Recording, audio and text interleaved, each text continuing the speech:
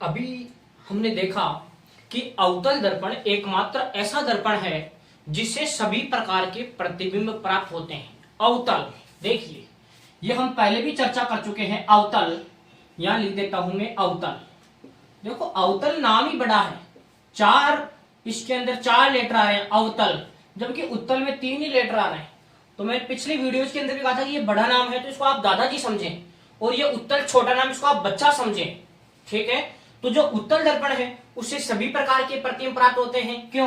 क्योंकि दादाजी को तो सभी प्रकार का तजुर्बा होता है, जबकि उत्तल दर्पण छोटा नाम है, बच्चा दर्पण है।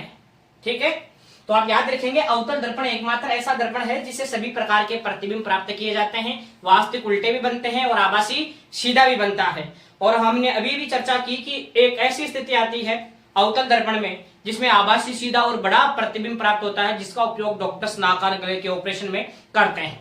अब हम बात करेंगे उत्तल दर्पण से प्रतिबिंब निर्माण। तो दोस्तों इसमें दो स्थितियां होती है। पहली स्थिति जब वस्तु अनंत पर हो, जब वस्तु कहां हो? अनंत पर। तो देखिए ये हमारे पास दर्पण है इस तरीके से। कैसा दर्पण बना? अभी ये उत्तल, क्योंकि उभरा हुआ भाग परावर्तन का कार्य कर रहा है। ठीक है, अब देखो इसमें ये बना दिया मैंने मुख्य अक्ष, तो ये तो इसका ध्रुव हो गया। अब दोस्तों इसका फोकस बिंदु यहां थोड़ी आ जाएगा, फोकस बिंदु यहां आ जाएगा क्या? नहीं आएगा, क्योंकि इधर से ऐसा लग रहा है इधर से बनाया गया है। तो ये मान लेते हो कि ये इसका वक्रता केंद्र है और यहां इसके बीच में ये इसका फोकस बिंदु है। ठीक है भाई, ऐसा लग रहा है कि इधर से गोला बनाया गया है ये, तो ये वक्रता केंद्र और दोनों के वक्रता केंद्र और ध्रुव के बीच में फोकस बिंदु। हम वस्तु को कहां रख रहे हैं? अनंत पे। तो ऐसे समझ लो अनंत से केवल कैसी किरणें आती है? अभी हमने पढ़ा था पहली स्थिति अवतल दर्पण में अनंत से केवल समांतर किरणें आती है। तो यहां कोई प्रकाश की किरण आई, ठीक है, वो इस तरीके से परावर्तित हो गई। दूसरी प्रकाश की किरण आई इस तरीके से और वो इस तरीके से परावर्तित हो गई। देखो ये परावर्तित किरण और ये परावर्तित किरण आगे जाकर के एक दूसरे को काटेगी या और दूर दूर हो जाएगी? तो ये तो और दूर दूर हो जाएगी। तो हम क्या करेंगे, इन दोनों किरणों को पीछे की ओर बढ़ाएंगे। तो दोनों जो किरणें हैं, दोनों जो परावर्तित किरणें हैं, ये हमें फोकस बिंदु से गुजरती हुई प्रतीत होगी। दोनों किरणें फोकस बिंदु से गुजरती हुई प्रतीत होगी। ठीक है, तो प्रतिबिंब देखो किरणें वास्तव में तो नहीं काट रही है, वास्तव में थोड़ी काट रही है किरणें, नहीं। फिर मैंने कल्पना की कि आगे तो कहीं कट, ये एक दूसरे को कट नहीं कर सकती, तो मैंने पीछे की ओर बढ़ाया तो एक बिंदु पर काटती हुई प्रतीत हुई। तो देखिए इसमें प्रतिबिंब कैसा बना? इसमें बना आभासी, और आभासी के साथ हमेशा कैसा बनेगा? सीधा। और देखो प्रतिबिंब एक बिंदु की तरह बनेगा। प्रतिबिंब जो है वो बनेगा बिंदुवत। बिंदुवत का मतलब बहुत ही छोटा, आकार बहुत ही छोटा होगा, न के बराबर। और बन खा रहा है प्रतिबिंब, तो हम कहेंगे कि प्रतिबिंब बनेगा फोकस पे।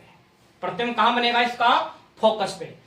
वहां भी हमने यही पढ़ा था अवतल दर्पण के अंदर भी कि जब वस्तु अनंत में हो तो प्रतिबिंब फोकस पे, लेकिन यह वास्तविक और उल्टा बन रहा था उधर अवतल दर्पण में। लेकिन यहां हमारे पास कैसा बनेगा? आभासी और सीधा। कैसा? बिंदुवत। और साथ ही साथ कहां बनेगा? कहां? ऐप पर। दूसरी स्थिति जब वस्तु दर्पण के पास में हो, तो देखिए जब वस्तु दर्पण के पास में हो इस तरीके से, ये हमारे पास दर्पण बनाया मैंने। कैसा दर्पण है ये? तो हम कहेंगे अवतल दर्पण। ठीक है, तो ये इसका फोकस बिंदु मान लेता हूं F, और ये इसका वक्रता केंद्र मान लेता हूं C। ये इसका ध्रुव है हमारे पास O। वस्तु दर्पण के पास में इधर रखी हुई है, यहां रख लेता हूं मैं वस्तु को। ये हमारे पास कोई वस्तु है, इसका नाम है A और B। यहां तो वस्तु अनंत में रखी हुई थी, इस दर्पण के सामने इधर रखी हुई थी। भाई वस्तु रखेंगे तो दर्पण के सामने तो रखेंगे, ऐसा थोड़ी कि पुलिस के पीछे रखेंगे, नहीं, दर्पण के सामने रखेंगे। तो ये वस्तु रखी मैंने ए और बी। तो पहला कि मुख्य अक्ष के समांतर आएगी, तो ये किरण कुछ इस तरीके से फैलेगी कि ये फोकस से गुजरती हुई प्रतीत हो। अवतल दर्पण इस तरीके से किरणों को फैलाता है कि ये पीछे बढ़ाने पर फोकस से गुजरती हुई प्रतीत हो। वहां तो समांतर आने वाले किरण फोकस से गुजरती थी, लेकिन ये गुजरती नहीं है, गुजरती हुई प्रतीत होती है। ये किरणों को इस प्रकार फैलाता है कि पीछे से गुजरती हुई प्रतीत हो। पहला नियम। दूसरा नियम क्या था?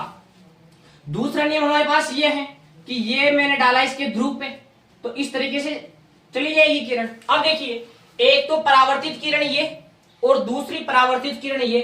अब बोलो ये किरणें कहीं आगे एक दूसरे को कहीं काट सकती है क्या? नहीं काटेगी, आगे तो और दूर जाएगी। तो यहाँ क्या करता हूं मैं, जो परावर्तित किरण है इसको थोड़ा पीछे की ओर बढ़ा देता हूं, तो यहां हमारे पास इमेज बनेगा ए डैश और क्या इमेज बना, बी डैश। तो क्या दोनों किरणें यहाँ वास्तव में काटी, क्या वास्तव में नहीं काट रही है। इसका मतलब प्रतिबिंब कैसा बनेगा, आभासी। आभासी के साथ हमेशा कैसा बनेगा, सीधा। अब बोलो वस्तु से बड़ा बन रहा है कि छोटा बन रहा है, तो ऑब्वियसली आपको लग रहा होगा कि वस्तु से कैसा बन रहा है, छोटा। आभासी बनता है, सीधा बनता है, और वस्तु से कैसा बनता है दोस्तों, छोटा। बन कहां रहा है, तो हम कह देंगे ओ और एफ के मध्य, ओ व एफ के मध्य, मतलब दर्पण के ध्रुव और फोकस बिंदु के मध्य बनता है प्रतिबिंब। तो देखिए, एक हमारे पास था अवतल दर्पण, दूसरा हमारे पास है उत्तल दर्पण। ध्यान दीजिएगा दोस्तों, उत्तल दर्पण। तो अवतल बड़ा नाम है, 4 लेटर आ रहे हैं, तो इसको मैं एक याद रखने के हिसाब से इसको संज्ञा दे दिया कि ये कोई दादाजी टाइप का दर्पण है। उत्तल 3 ही लेटर आ रहे हैं, मतलब छोटा नाम है, तो छोटा तुम्हारे घर में बच्चा होता है, इसको बोल दिया बच्चा दर्पण। अब देखो, दादाजी को तो सभी प्रकार का तजुर्बा होता है, तो आप याद रख सकते हैं कि अवतल दर्पण एक ऐसा दर्पण है जिससे सभी प्रकार के प्रतिबिंब बनाए जाते हैं। वास्तविक उल्टा भी बनता है और आभासी सीधा भी बनता है। जबकि उत्तल दर्पण, इससे प्रतिबिंब केवल आभासी और सीधा ही बनता है, क्योंकि बच्चे क्या जाने उल्टा करना, आभासी सीधा और वस्तु से छोटा। बच्चा दर्पण प्रतिबिंब भी बच्चा ही बनाता है, मतलब प्रतिबिंब वस्तु से छोटा ही बनाता है। तो कई बार क्वेश्चन पूछ लिया जाता है, एक ऐसे दर्पण का नाम बताइए जिसे सभी प्रकार के प्रतिबिंब प्राप्त होते हैं, तो हम कहेंगे अवतल दर्पण। एक ऐसे दर्पण का नाम बताइए जो हमेशा वस्तु से छोटे प्रतिबिंब ही देता है, तो हम बोलेंगे बच्चा दर्पण। मतलब कौन सा दर्पण, उत्तल दर्पण।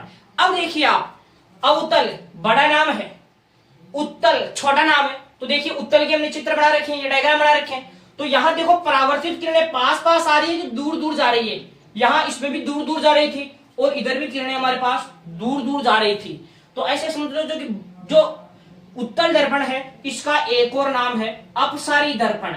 अपसारी का मतलब होता है दोस्तों फैलाना, अपसारी का मतलब क्या होता है, फैलाना। और जबकि उत्तल, इसको बोलते हैं अभिसारी दर्पण। अभी हमने देखा कि उसमें किरणें पास पास आ रही थी, अवतल दर्पण में किरणें पास पास आ रही थी, काट रही थी एक जगह, ठीक है। तो अवतल दर्पण जो है उसको अभिसारी, अभिसारी का मतलब होता है पास पास लाना, किरणों को पास पास लाना। और देखा होगा आपने दोस्तों, हमारे घर में जो दादाजी होते हैं उनकी यही कोशिश होती है कि परिवार के जितने मेंबर है उनको एक पास पास लाया जाए, उनको एक जगह बांध कर रखा जाए।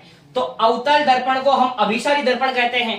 जबकि उत्तल मतलब बच्चा दर्पण, और आपको पता है बच्चे तो घर में रायता फैलाने का ही काम करते हैं, और फैलाने का मतलब होता है अपसारी, इसलिए उत्तल दर्पण को हम अपसारी दर्पण भी कहते हैं। तो इस प्रकार हमने चर्चा की कि उत्तल दर्पण और अवतल दर्पण से किस प्रकार के प्रतिबिंब हमें प्राप्त होते हैं। फिर मिलते हैं एक नए वीडियो के साथ। Thank you.